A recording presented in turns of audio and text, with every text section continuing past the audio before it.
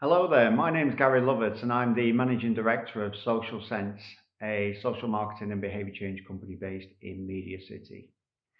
I've been invited by a wonderful folk at Mindsight to help on their journey of flipping the focus when it comes to mental health. So what does that mean for me?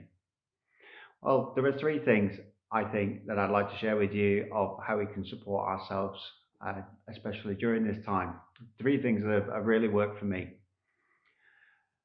First one is to make the most of your own environment, wherever that may be. You might see this wonderful beach behind me. I'm not an influencer on a beach in Dubai. This is my home, and this was one of my favourite photos that I took. And it's up here to remind me of happier times ahead. So sometimes I'll crank the heating up and pretend I'm on a beach. But those visual references and good music and good ambience are all really important for our mental health. It gives us something positive to aim for. Number two is get active.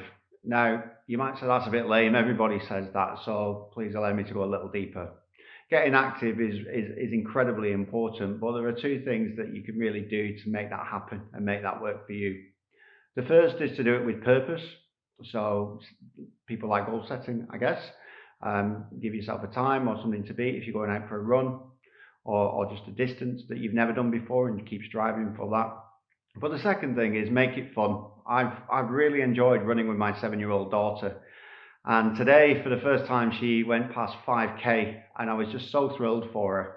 And her achievements took all my thoughts away of what I was doing and what I wanted to get out of it. It was all about her, and that was just brilliant. So yeah, do it with somebody if you can, and do it for fun. The third thing, as a behaviour change company offering advice, is to focus on positive and healthy habits. So many of you may be involved in Dry January, and that works for a while. That's great.